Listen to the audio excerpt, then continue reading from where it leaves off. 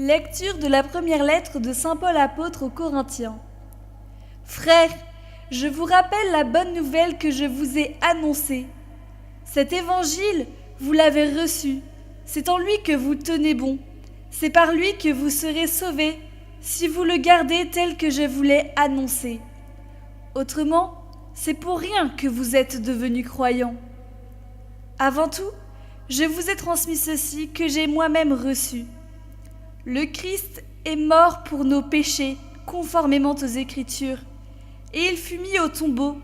Il est ressuscité le 3e jour, conformément aux Écritures. Il est apparu à Pierre, puis aux 12. Ensuite, il est apparu à plus de 500 frères à la fois. La plupart sont encore vivants, et quelques-uns sont endormis dans la mort. Ensuite, il est apparu à Jacques, puis à tous les apôtres. Et en tout dernier lieu, il est même apparu à l'avorton que je suis.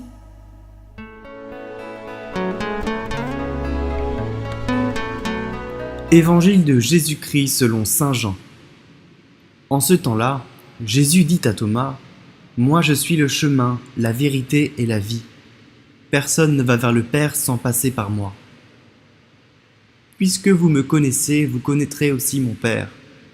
Dès maintenant vous le connaissez, et vous l'avez vu. » Philippe lui dit : « Seigneur, montre-nous le Père, cela nous suffit. » Jésus lui répond : « Il y a si longtemps que je suis avec vous, et tu ne me connais pas, Philippe.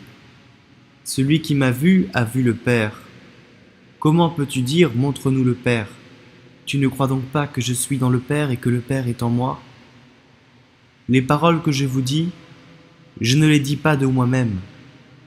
Le Père qui demeure en moi fait ses propres œuvres.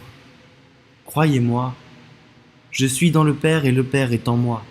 Si vous ne me croyez pas, croyez du moins à cause des œuvres elles-mêmes. Amen, amen, je vous le dis, celui qui croit en moi fera les œuvres que je fais. Il en fera même de plus grandes, parce que je pars vers le Père. Et tout ce que vous demanderez en mon nom, je le ferai, afin que le Père soit glorifié dans le Fils. Quand vous me demanderez quelque chose en mon nom, moi je le ferai.